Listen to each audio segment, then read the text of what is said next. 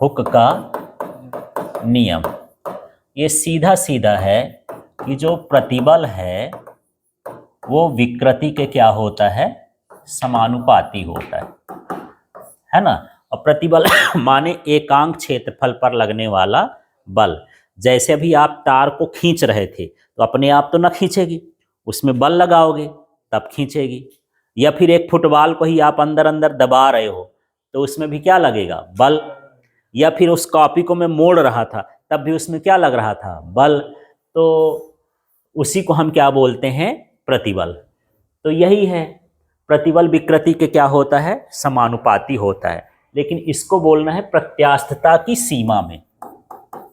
ये किसके लिए है, प्रत्यास्थता की, हाँ प्रत्यास्था की सीमा में। अब हुक का नियम बोल दो यार, क्या बनेगा परिभाषा।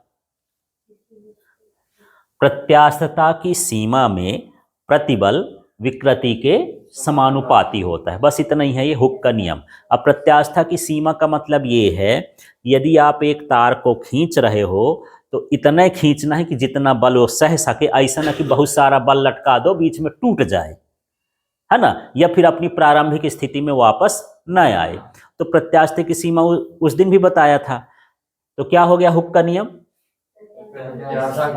हाँ प्रत्यास्थता की सीमा में प्रतिबल विकृति के समानुपाती होता है, इसको क्या बोलते हैं, हुक का नियम। यदि यहां से मैं समानुपाती का चिन्ह हटाऊं तो कोई नियतांक हो जाएगा, तो के अगुणे क्या हो गया, विकृति। ठीक है, अब मुझे के निकालना है तो ये के बराबर क्या हो जाएगा, ये हो जाएगा प्रतिबल और बटे में क्या हो जाएगा, विकृति।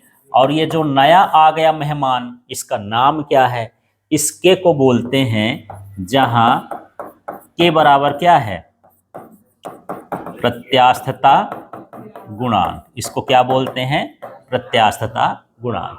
समझ में आया। तो पूछे कि प्रत्यास्थता गुणांक क्या है, तो इसको बोल देंगे यही, प्रत्यास्थता की सीमा में प्रतिबल और विकृति के अनुपात को प्रत्यास्थता गुणांक कहते हैं।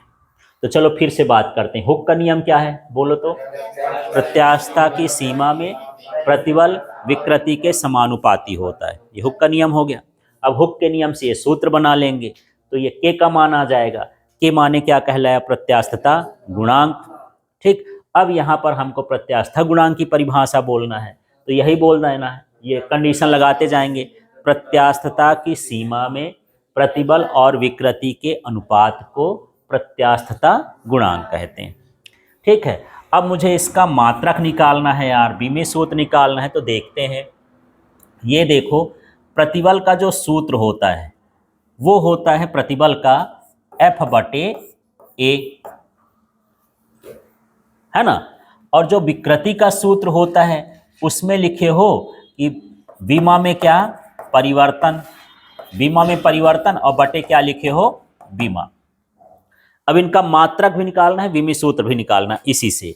तो बल का मात्रक क्या होता है, न्यूटन। क्षेत्रफल का मात्रक क्या होता है, मीटर स्क्वायर। ये मात्रकहीन होते हैं, तो इसका मात्रक क्या बना, इसका मात्रक का है कि कुछ नहीं बना, ऊपर तो बच रहा है, क्या बचा, न्यूटन प्रति मीटर स्क्वायर।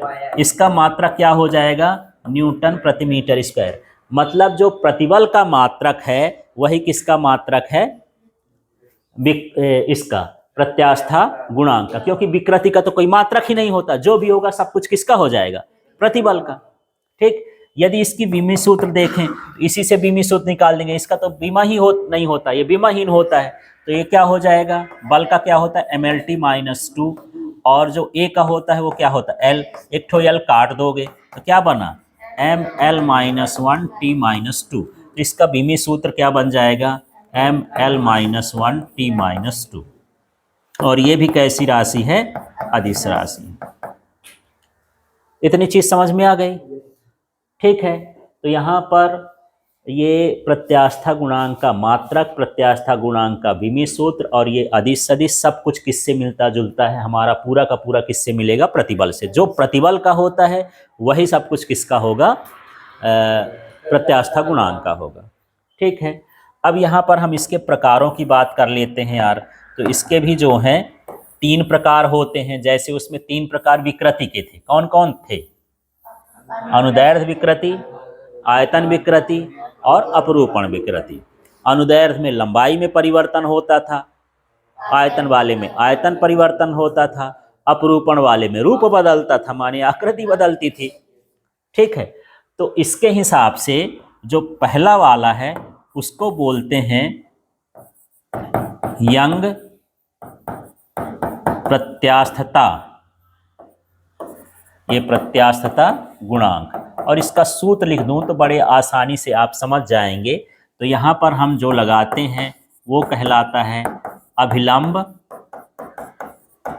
प्रतिबल और बटे में अनुदैर्ध्य विकृति। चलो यार परिभाषा बता दो, परिभाषा बताओ अब इसकी क्या हो जाएगी? अनुदैर्ध्य प्रत्यास्था गुणांक कहते हैं। लेकिन जब प्रत्यास्था वाला शब्द आएगा तो सब में एक शब्द जोड़ते जाना है। प्रत्यास्थता की सीमा में अभिलंब प्रतिबल और अनुदैर्ध्य विकृति के अनुपात को यंग प्रत्यास्था गुणांक कहते हैं। यंग यहाँ पर साइंटिस्ट का नाम है। ठीक है, तो इसको यदि मुझे सूत्र में लिखना हो तो मैं ये लिखा y। ठीक है, अभिलंब प्रतिबल का सूत्र क्या होता है? F बटे A, और अनुदैर्ध्य का निकाले थे डेल्टा L अपॉन L। और इसको हल करोगे तो क्या हो जाएगा यार? इसका L कहाँ जाएगा? ऊपर, तो क्या बनेगा? FL, और नीचे A आ जाएगा तो क्या हो जाएगा? A delta L।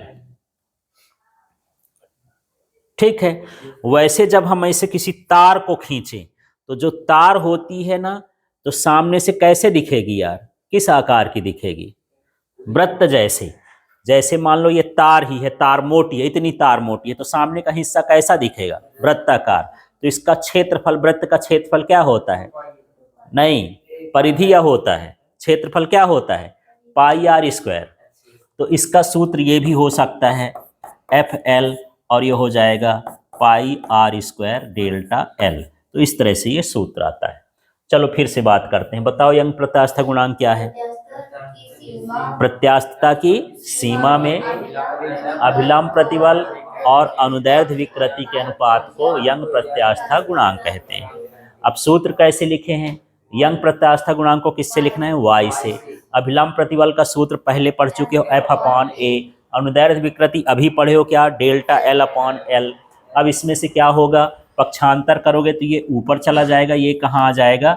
नीचे आ जाएगा। तो ये हो जाएगा L ऊपर गया तो FL, और A आ गया तो A डेल्टा L। A को हम क्या लिख सकते हैं? पाई आर स्क्वायर। ये तार के लिए है। यदि हमारे पास कोई तार है, बेलनाकार तार है, तो यदि होगा तो पाई आर स्क्वायर, बेलनाकार नहीं होगा तो फिर यही सूत्र रहेगा। ठीक, अब दूसरा जो है ये होता है आयतन प्रत्यास्था गुणांक। आयतन प्रत्यास्थता गुणांक। अब क्या होना चाहिए यार? इसमें भी ऊपर क्या लगेगा? अभिलंब प्रतिबल। ठीक है, और बटे में हम लिख लेंगे यहां पर कौन सी विकृति लगेगी? अब आयतन की बात हो रही तो कौन सी विकृति? आयतन विकृति। जैसे सूत्र है प्रतिबल और बटे में विकृति, केवल नाम लिख देना है। जो प्रतिबल लग रहा है वो कौन सा लग रहा है? अभिलंब। और जो विकृति होगी तो इसमें लंब अनुदैर्ध्य थी, इस वाले में क्या हो जाएगी? हाँ, आयतन विकृति। ठीक है, इस तरह से सूत्र बन गया। तो इसको बल्क भी बोलते हैं, है ना? बल्क मॉडुलस, बल्क मॉडुलस भी बोलते हैं। तो अब इसका सूत्र बताना है यार। तो चलो सूत्र करते हैं। मैं इसको ऊपर वाला मिटा दूं ना। हाँ, यहाँ पर यंग प्रत्यास्था गुणांक का काम खत्म है। अब इसको यहाँ पर देख लेते हैं क्या हो गया। इसको आयतन प्रत्यास्था गुणांक को किससे लिखते हैं? B से। ठीक है, B का मतलब बल्क। और यहाँ पर अभिलंब प्रतिबल का सूत्र क्या होता है? F बटे A। ठीक है, और इसके बाद आयतन विकृति का क्या था? माइनस डेल V अपॉन क्या था? V। अब बताओ इसको हल करेंगे तो क्या हो जाएगा यार? कौन ऊपर जाएगा? हाँ, V ऊपर चला जाएगा तो क्या हो जाएगा? FV। और क्या हो जाएगा? A माइनस, अरे यार माइनस यहाँ लगा दूं, डेल्टा भी। ये माइनस बीच में चला गया, ये ऊपर और ये कहाँ गया, नीचे। ठीक है, वैसे चाहो तो इसको ऐसा भी लिख सकते हैं, जो F अपॉन ए होता है बल बटे क्षेत्रफल, वो दाब के बराबर होता है, तो आप ऐसा भी लिख सकते हो इसको, माइनस पी अपॉन डेल्टा भी। ये इसके इतने सूत्र हो गए, देख लो अच्छे से। ये क्या था, इस सूत्र के हिसाब अभिलंब प्रतिबल को क्या लिखते हैं, F अपॉन ए। आयतन विकृति को क्या लिखते हैं, माइनस डेल्टा भी अपॉन भी। ठीक है, यहाँ पर ये भी ऊपर चला जाएगा, ए कहाँ आ जाएगा, नीचे, माइनस को रख देंगे बीच में। ठीक है, अगले स्टेप में जो F अपॉन ए होता है वो दाब के बराबर होता है, प्रेशर। तो F अपॉन ए हटाएंगे, उसकी जगह क्या लिख देंगे, P लिख देंगे, तो P भी नया आएगा, यहाँ साथ में भी नया आएगा, है ना। इस तरह से ये सूत्र आ जाएगा। ठीक, तो ये सूत्र भी होता है। कौन सा थर्ड नंबर का, ये वाला। अच्छा ठीक है, चलो F और A ना देखो, तो बचा क्या क्या, भी बचा और डेल भी बचा, वो लिख दिए। अब F अपॉन ए को हम क्या लिखते हैं, P। ये P का सूत्र होता है, P बराबर क्या होता है, F अपॉन ए। तो चाहे F अपॉन ए लिख दो और चाहे क्या लिख दो, P। तो मैं F अपॉन ए न लिख के क्या लिख दूं, P लिख दूं। तो ये भी सूत्र है, ये भी सूत्र है, ये भी सूत्र है, तीनों। ये बल्क मॉडुलस का सूत्र है। ठीक है, अब तीसरा वाला हम चलते हैं यहाँ पर, अपरूपण विकृति, है ना। तो यहाँ पर हमारे पास आ गया अपरूपण प्रत्यास्थता गुणांक। ठीक, तो इसमें जैसे हम सब में अभिलंब प्रतिबल लगा रहे थे, लेकिन इसमें प्रतिबल क्या हो जाएगा, अपरूपण प्रतिबल। ठीक है, और बटे में क्या हो जाएगी, अपरूपण विकृति। अब मैं वहां पर जब अभिलंब वो प्रतिबल पढ़ाया था, तो प्रतिबल के दो प्रकार पढ़ाया था, एक अभिलंब प्रतिबल और एक अपरूपण प्रतिबल, है ना। तो जब हम किसी चीज को ऐसे लंबा खींचते हैं तो वो क्या कहलाता है, अभिलंब प्रतिबल। या लंबवत ऐसे दबाएं तो वो क्या कहलाए, अभिलंब। और जब हम किसी वस्तु के समांतर, जैसे एक फिर से कागज आने दो, ये वाला कॉपी, हाँ, इसमें देखो, यदि मैं इसको ऐसा करके दे रहा हूं, ये सतह है, सतह के बल कैसा लगा रहा हूं, समांतर। जब हम समांतर लगाते हैं तो कौन सी विकृति होती है, अपरूपण। अब ये कागज है, मैं इसको ऐसा खींचने लगूं, तब ये क्या कहलाएगा, अभिलंब। तो जो खिंचाव वाला है या दबाव वाला है वो कहलाया अभिलंब, और जब इसके समांतर लगाते हैं तब हम उसको क्या बोलते हैं, अपरूपण अभिलंब। ठीक है, तो यहाँ पर चलो परिभाषा बताओ इसकी, क्या हो जाएगी, अपरूपण प्रत्यास्था गुणांक।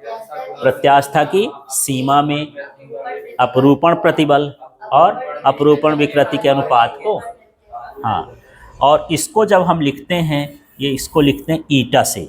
ये नया शब्द है लैटिन भाषा का। जैसे आप एन बनाते हो तो थोड़ा अंग्रेजी का यंत्र तो ऐसे बनाते हो, इसकी डंडा को ऐसा बड़ा कर दोगे तो वो क्या कहलाने लगेगा, ईटा कहलाने लगेगा। ठीक है, तो मैं एक सूत्र में लिख रहा हूं, अपरूपण प्रत्यास्था गुणांक को किससे लिखेंगे, ईटा से। और साथ में इसका दूसरा नाम भी है यार, इसको दृढ़ता गुणांक भी बोलते हैं। दृढ़ता गुणांक हो, अपरूपण गुणांक हो, ये सब यही कहलाएगा। ठीक, एक ही नाम है। अब अपरूपण प्रतिबल, तो चाहे अपरूपण प्रतिबल हो चाहे अभिलंब प्रतिबल हो, सूत्र तो वही होता है, F अपॉन क्या हो गया, A। और जो अपरूपण विकृति है उसको किससे लिखते हैं, थीटा से। सिर्फ किससे लिखते हैं, थीटा से। तो क्या सूत्र बना, F अपॉन क्या हो गया, A थीटा। ये नीचे आ जाएगा बस,